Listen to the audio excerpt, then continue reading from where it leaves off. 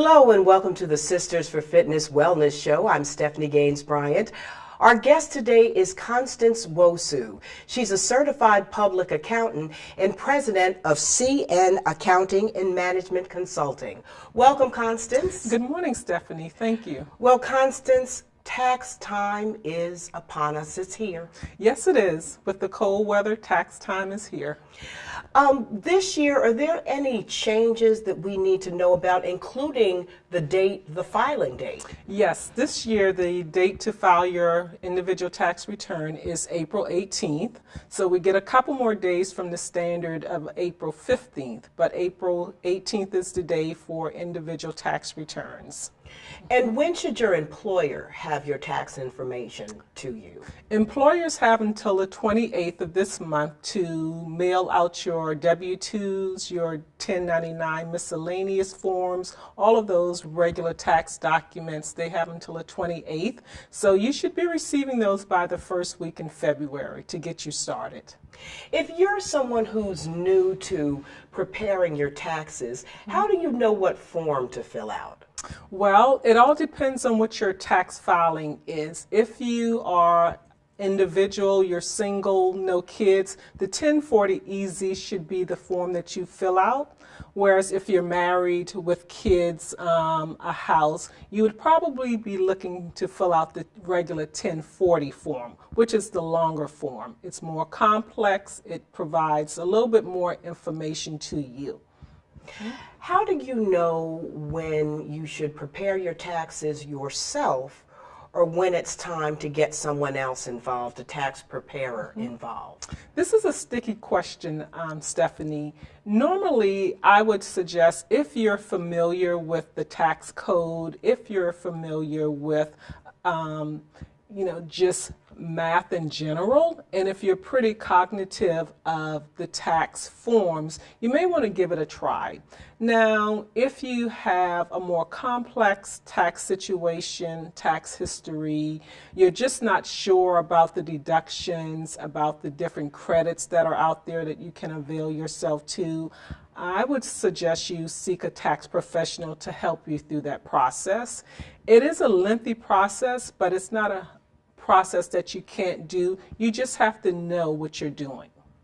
How do you choose the right person or organization to help you with your taxes? There are a lot of corner store tax places that come and go with tax season, or you might choose your Uncle Billy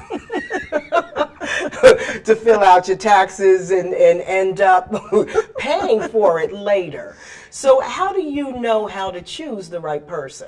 Well, I think it's all relationship building, as well as you want to find someone who has been doing taxes for a while.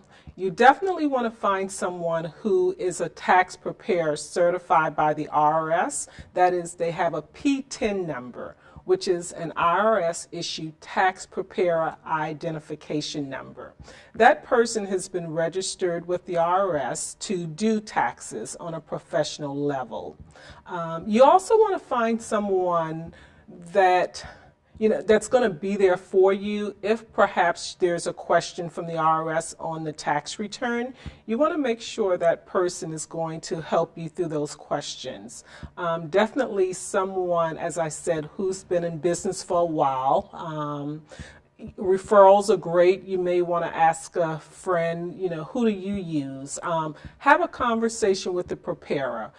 Go meet them. Just don't give them your documentation. Go sit down, explain your tax situation to them, talk to them about changes in the tax law. You want to really get comfortable with the person that you're going to entrust this very important project to.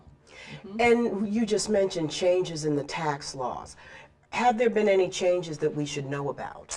I think probably the biggest change is the Health Care Act. Everyone is now required to have health insurance, either through your employer or you have to purchase it through the market. And actually now you have to certify on your tax return that you, as well as members of your household, have tax insurance or perhaps face a penalty. And the penalty this year is a little steeper than it was last year. It may be up to $700, but you have to calculate that penalty. So I think that's probably the biggest change that I'd want to say to individuals. Just make sure you have health insurance. Now, you were just talking about that's changes with the federal taxes. Yes. Anything that we need to know as far as state goes? Not really. Just remember the state taxes, they feed down from the federal. So once you prepare your federal tax return, your adjusted gross income is going to flow down to your state tax return. Now, a lot of people procrastinate when it comes to the taxes, especially if you think you owe. Yes. What do you do if you owe? Well, the first and foremost thing is if you think you owe, file your tax return by the deadline. This year, again, it's April 18th. Get your documents in, get your return in, and then work out a payment plan with the IRS. They will notify you once they receive your tax return that you owe them. That is your opportunity to contact them to work out a payment plan. So if you're not able to pay at that time. So it is possible. You don't have to, I guess that big fear of, oh, I've got to come up with this huge chunk of money. Right. Yeah. You do want to pay whatever you can by the deadline, but if you're not able to pay it, work out a payment plan with the IRS. They will work that plan out for you. When we look at the IRS forms, it can be pretty scary, and exemptions, deductions. What's the difference between an itemized deduction and a standard deduction? Well, your standard deduction is what the IRS gives every taxpayer, which consists of a standard amount plus your individual personal exemption. Let's say if you're single. If you're single, the standard deduction for 2015 is a fixed amount. You would look at your standard deduction versus your itemized deduction. Now, your itemized deductions are those deductions that you do not get 100% write-off for. You gather them all together. Included in this category are your medical expenses, your charitable contributions, your state income taxes, your real estate income taxes. So you would gather all of those numbers. Those would go on a Schedule A, and you would look at the total of those numbers versus your standard deduction. If your standard deduction is higher than your itemized deduction, you would want to take your standard deduction because that's going to give you a larger tax write-off. However, if your itemized deduction is larger, then you would use your itemized deduction because that's going to reduce your taxes more. What if you live out of state? What if you're a student and you work during the summer, but you are in school out of state? How do you handle that? Well, my suggestion is always to give that W-2 to your parents. Have your parents file have your parents file your tax return for you because perhaps they're still taking you as a dependent, and so your dependent deduction would be a greater credit to your parents than it would be to you. Normally, students that are working part-time jobs on a college campus, they probably will not owe any taxes because, again, their standard deduction and their exemption is going to be much more than what they've earned. So they would more so just be filing a tax return to get what refund they are due based on the taxes they've paid. So my suggestion always, don't file your taxes on your own. Give your W-2 to your parents and have your parents look at whether or not it's more beneficial for them to take you as a dependent or for you to file on your own. What if you're a member of the military? Military, you would look at whatever your state of residency is because that would determine whether or not you owe state taxes. Your federal taxes, you still would have to file, and you would be, there are certain benefits that military personnel would receive deductions. What about when it comes to personal exemptions? I know every time I'm in a situation where I have to, I'm starting a new job or something, that is the big question. What personal exemption, what should you put? What is the proper way to fill out that little darn form? Yeah, well, that little darn form is a W-4, and your employer would give that to you upon hiring you. And basically, that tells your employer how many exemptions you want to have on your payroll for taxes. Normally, you would pick one exemption for yourself. If you're married, you could get one exemption for your husband and then your kids. But it's important to know that the higher the number of exemption that you put on that form, the less federal taxes come out. Whereas the lower the number, the more federal taxes comes out. So do you want more to come out? It all depends on your tax situation. There are some people who, based on their tax history, they know that they'll get a refund because perhaps they have a huge mortgage where they're paying they get a large mortgage interest. And so it all depends on your tax situation, whether or not you take your monies through your paycheck or you get a refund at the end of the year. Now, I have some clients where they actually look forward to that refund at the end of the year because that's their one opportunity to put some money away in savings. So they don't mind paying more taxes through their payroll because they know at the end of the year they'll get that refund. They'll use it for, a vacation, to pay off a bill, or to perhaps, buy a new car or whatever. So it really depends on your personal preference. What should homeowners keep in mind this year in filling out taxes? Well, the first and foremost thing is you want to make sure you receive your 1099 mortgage interest statement from your bank. You want to review that to make sure it includes all of the payments, which would dictate how much interest income you've paid through the year, as well as if you pay your property taxes through your mortgage, that it includes your real estate taxes. Now, I have some clients where they do everything electronically. So when they provide me with their tax documents, I'll look through and I'll say, well, I'm missing your mortgage interest. You have to go out and print it from the website. So homeowners, definitely make sure you have your mortgage interest. Also, if there's been any, casualty losses or whatever at your home, look at those because those fall into the bracket of itemized deductions. Those may be a tax savings to you also. What about small business owners when you're filling out your taxes? Okay, well, small business owners, those are the sole proprietors, LLC, they will do a Schedule C.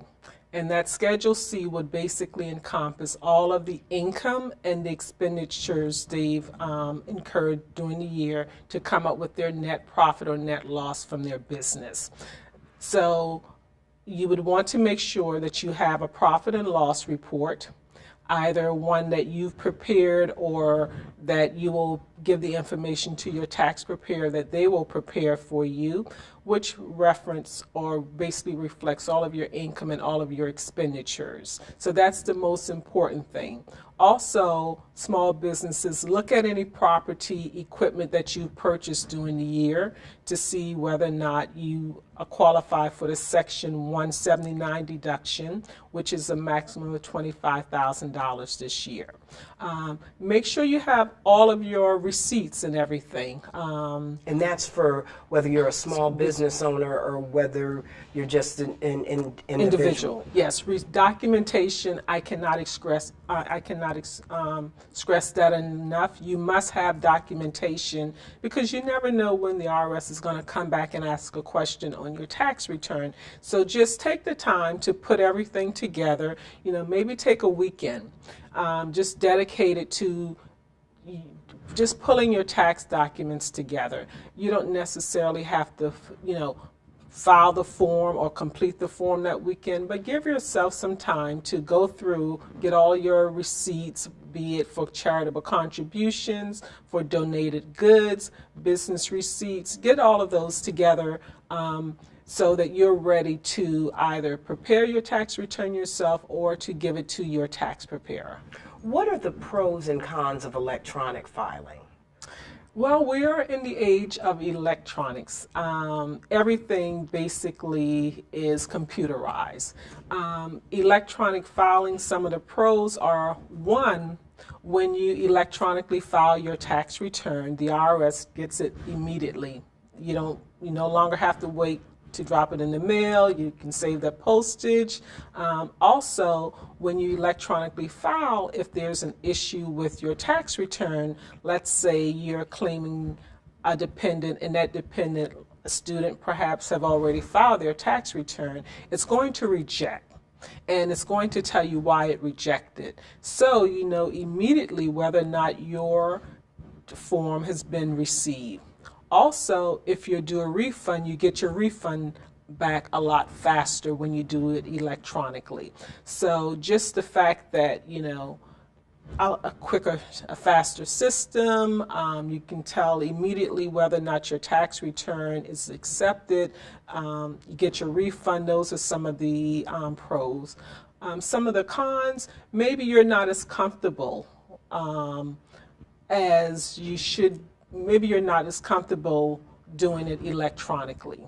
When you do electronically filing, you basically have to put in a password into that system with your ID to say that you are accepting you're electronically filing it. So, it's no longer in your hands.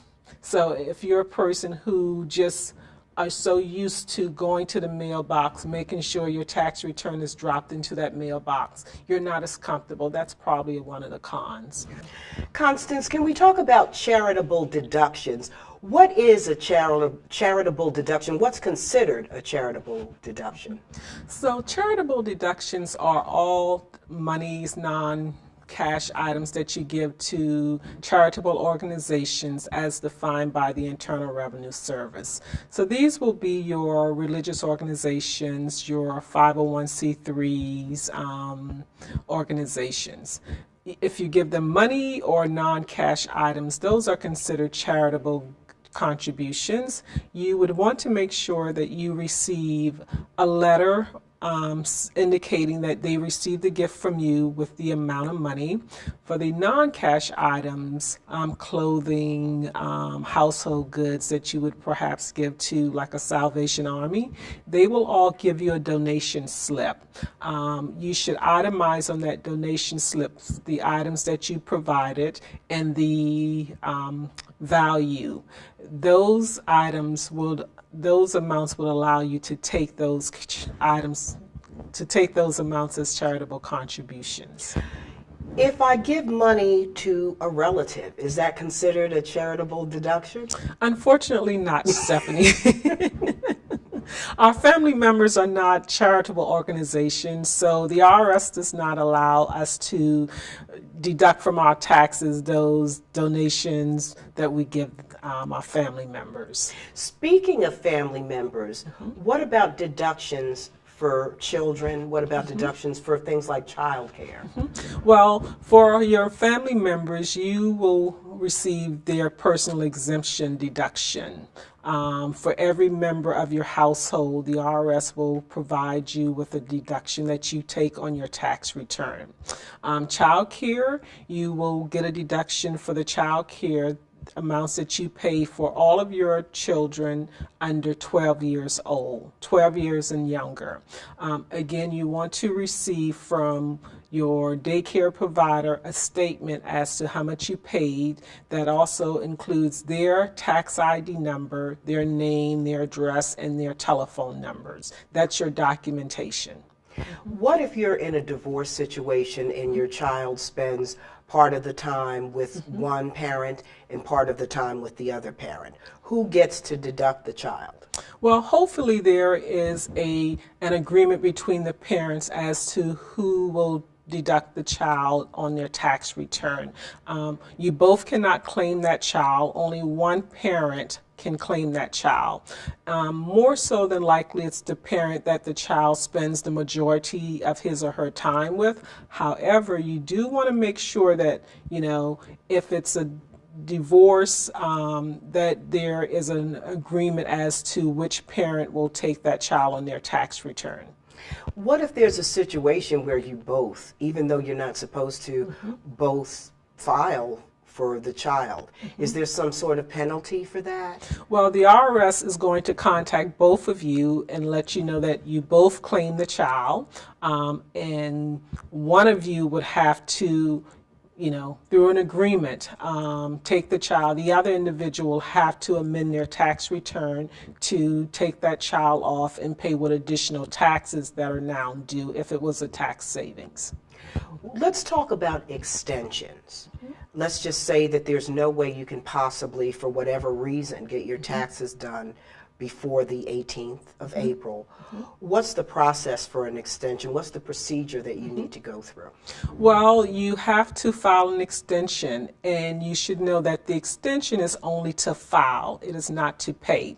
So if on April 5th, April 18th, when you do your taxes, a rough calculation, and you determine that you owe taxes, you still must pay by April the 18th. The extension, which you would do on a Form 4868, is only to file your taxes. And you get an automatic 6 months extension, again, only to file. You must pay whatever taxes that are due by the deadline, April 18th. But you can make arrangements. That's correct, yes. If you do owe, again, pay whatever amount you're able to, and once you file your taxes, if you do the extension and you're notified that you owe taxes, go ahead and pay them whatever amount or work out a payment arrangement for them. What if you need a longer period than that 6 months? Well, everyone is doing automatic 6 months extension. So if you need additional time, you would contact the IRS and just let them know, be proactive that for whatever reason you still are not able to file your taxes, then they will give you an arrangement to get your paperwork in. We all lead such busy lives, and taxes are something that a lot of us will put on the back burner, as we mentioned earlier. What if you've got several years of taxes, and each year you keep putting it off and putting it off? Next thing you know, you're several years behind. What can you tell us to encourage people to go ahead and get it done? Well, it's just one of those things that unfortunately you're going to have to do. We are all required to file our taxes. For those that have multiple years that they have not filed, my suggestion is to be proactive and just get it done. What about the fear of penalties? What kind of penalties do you face when you have neglected it for so long? Well, the most known penalty is a penalty failure to file penalty. The IRS will calculate whatever penalty you owe plus interest if there's an amount due. So you would want to just go ahead, be proactive to sort of mitigate any penalties, just file your taxes. As we prepare for this tax season, as we mentioned earlier, it is upon us. As we prepare for these tax seasons, what tips can you give us? What do we really need to make sure we're doing in dotting our I's and crossing our T's? Well, the first thing is to remember the deadline. April 18th, and if that's not enough time for you, do the extension to file. If you owe whatever amount you owe, pay, and if you're not able to pay whatever you can, and then work with the IRS on a payment plan. Documentation is so important. Take your time, gather all of your documentation, so that everything you have, you'll have at hand. If you need a preparer, go seek a preparer. If you don't think it's something you can do on your own, then yes, there are tons of tax preparer out that are more than willing to help you. Contact one of them and just get going. And as we know in this electronic age we live in, there can be a lot of fraudulent folks who are interested in filing your taxes for you. You mentioned earlier that there's a certain certification you have to have with the IRS in order to prepare taxes. Can you tell us about that a little bit more? Yes, it's a tax preparer identification number. The IRS requires all preparers to register with them so that they will have them in their database, and they will issue you a number that's only specific to you. Every tax return that you prepare, you have to include that number, which helps the IRS to trace the preparer of that tax return back to their system. I just caution everyone to make sure that when you go out and you find a preparer, make sure they're registered with the IRS. That's a level of assurance that you have that the person that you're dealing with is a person that's creditable, and it's a person that is following the law. If you're a small business owner as well, what should you make sure you look for as well as far as tax tips goes, keeping those T's crossed? Well, documentation cannot be stressed enough. As a business owner, you want to make sure that you have documentation for all of your revenue and for every expense that you're going to claim on your tax return. You do not want to get in a situation where your return is questioned and you do not have the documentation to basically substantiate what you took. So documentation is important. A key piece of documentation is a mileage log. As a business owners, we all take mileage deductions. Just make sure you have a mileage log. That's something the IRS is going to ask for if you take a deduction for travel or whatever. So thank you so much for joining us. And again, it's the 18th, the 18th, the 18th of April. Yes, it is. Just want to emphasize that we've got a whole couple more days than usual to get it done. So the bottom line is get it done, but no, you got a little more leeway this year than in previous years. We've been talking to Constance Nwosu. She's a certified public accountant, and we've been talking about tax season. It is upon us. It is here, and just get it done. Get it done. Thank you for having me, Stephanie. Thank you for joining us. You've been watching the Sisters for Fitness Wellness Show. I'm Stephanie Gaines Bryant. Have a great day.